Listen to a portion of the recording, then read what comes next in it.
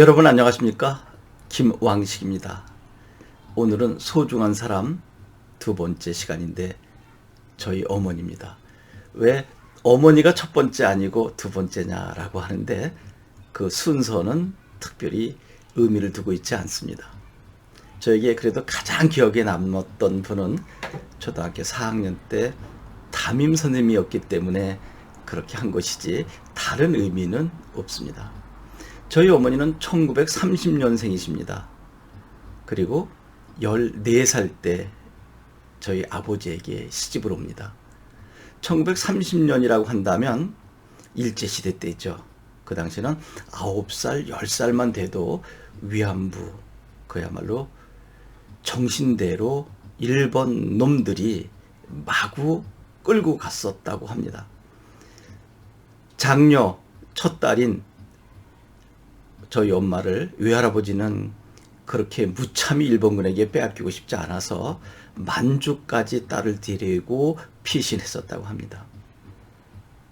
그리고 1943년쯤 되겠죠. 14살이니까. 그래서 해방될 기미가 그 당시는 없었으니까요.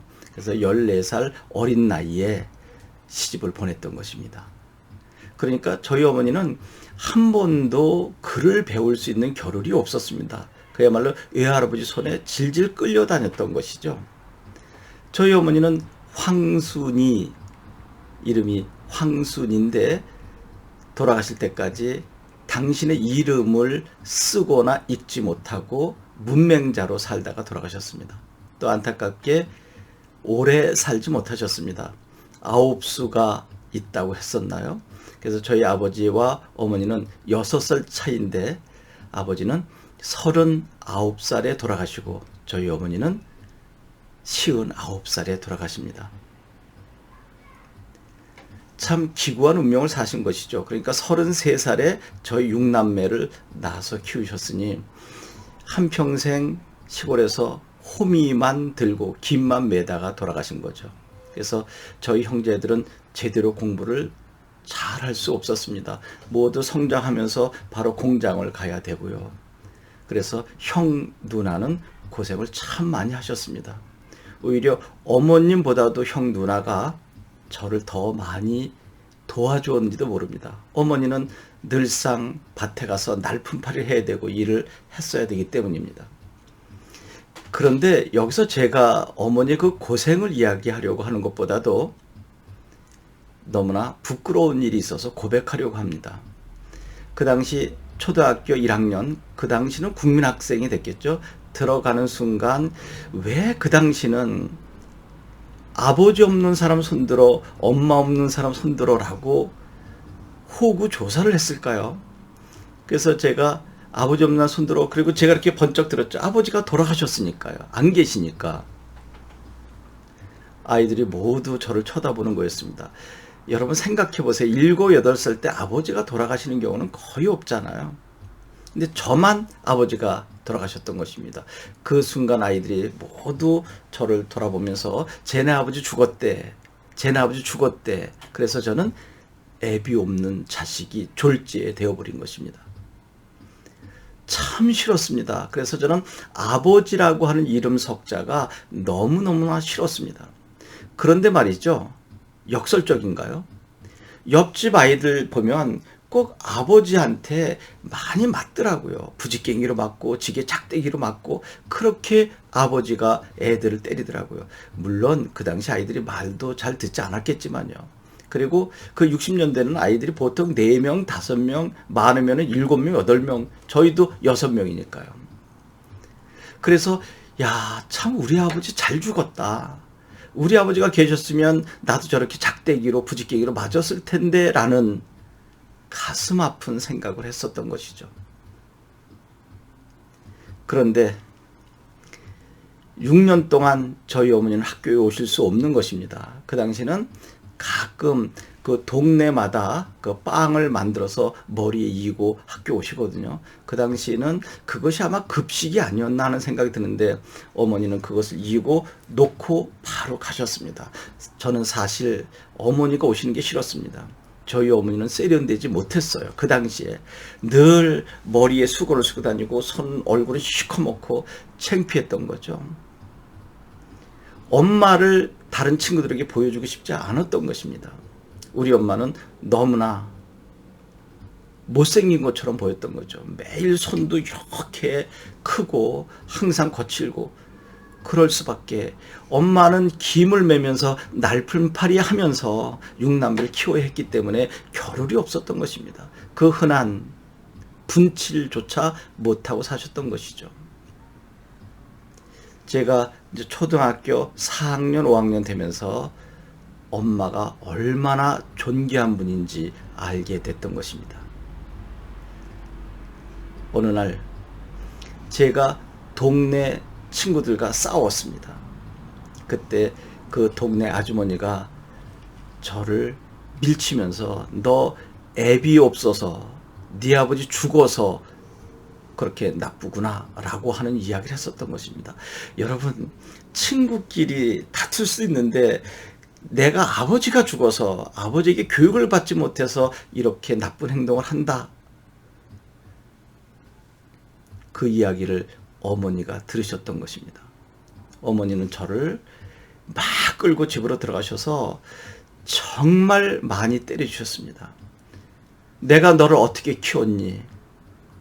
내가 이제까지 너를 어떻게 키웠는데 애비 없는 자식 소리를 듣니? 그러면서 정말 저를 많이 때렸습니다. 그리고 어머니는 저를 안고 참 한동안 우셨습니다. 그래도 우리 집안에서 너를 기대하고 너가 공부 잘해서 이 다음에 펜대 잡는 직업을 갖기를 원했는데 이렇게 친구들과 싸움만 하면서 어린 시절을 보내서 되겠냐라고 하는 것입니다. 저희 어머니는 글자를 읽고 쓰지 못했지만 정말 정직하셨습니다. 그렇게 힘든 어려운 시절이어도 누구에게 공짜 것을 받지 않으셨습니다. 만약에 선물을 받게 되면 반드시 그 이상의 것을 따로 준비해서 정성껏 담아 갖다 드리곤 했습니다. 저는 그때 돌이켜보면 5학년 때가 아닌가 생각합니다. 어머니를 꼭 껴안고 제가 약속을 드렸습니다. 엄마, 앞으로 절대로 그런 일 없을 겁니다. 그리고 저 성공할 겁니다. 그때부터 저는 어머니의 진정한 사랑을 보게 되었습니다. 그리고 33살 때 혼자 되신 그 어머니가 얼마나 아픈 가슴으로 저 육남매를 안고 계셨고 또 우리 모르는 사이에 밤새 눈물을 훔치셨겠습니까? 그 와중에도 저희 할머니가 살아계셨던 것입니다. 홀어머니가 홀 시어머니를 모시고 고부간에 한평생 의지하면서 살았던 것입니다. 그래서 그것이 높이 평가돼서 경기도에서 효부상을 받기도 하셨습니다. 그런데 88 올림픽이 실시되는 그해 할머니가 돌아가셨고 꼭 100일 후에 어머니도 돌아가셨습니다. 그래서 동네 사람들은 고부간에 저렇게 딸 친정엄마처럼 지내더니 어머니를 따라 돌아가셨구나라고 칭송하셨습니다.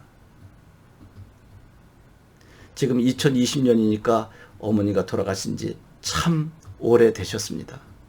어머니가 보고 싶습니다. 지금 많은 후회가 됩니다. 왜 초등학교 때 엄마가 오는 것을 그렇게 싫어했을까? 엄마가 글자를 읽고 쓰지 못하는 것이 그렇게 부끄러웠을까?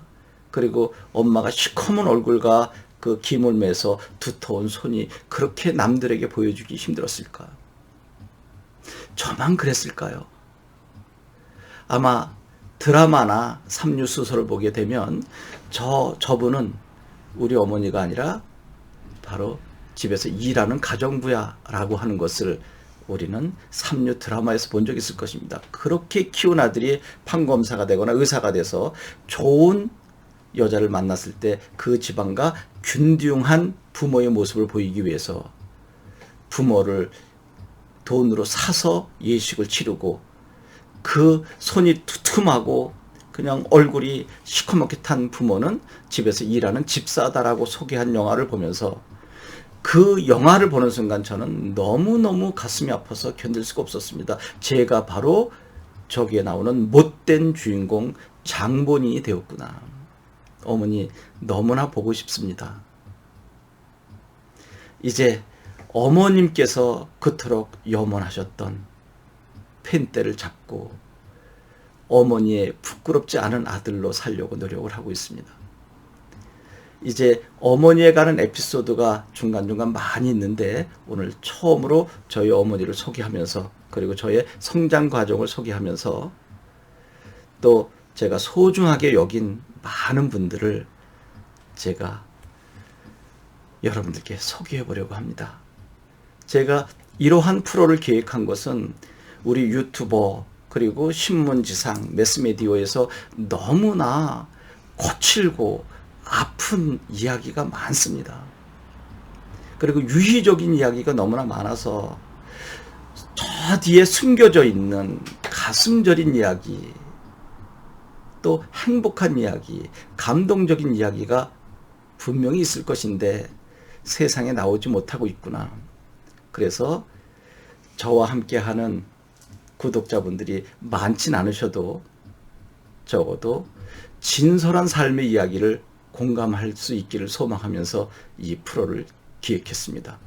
특히 저는 교대 입시 연구소를 운영하면서 교육대 사범대를 가는 학생과 부모를 많이 만나고 있는데 여러분이 다음에 교단에 섰을 때도 또 이 다음에 부모가 됐을 때도 제가 어렸을 때 범했던 우를 범하지 않기를 바라고 또 지난 시간에 말씀드렸던 그 4학년 때 선생님처럼 따뜻한 가슴으로 학생들을 사랑으로 보살펴 주시고 또 어머니가 되어도 저희 어머님처럼 묵묵하게 아들을 뒤에서 보듬는 그런 부모가 되셨으면 좋겠습니다.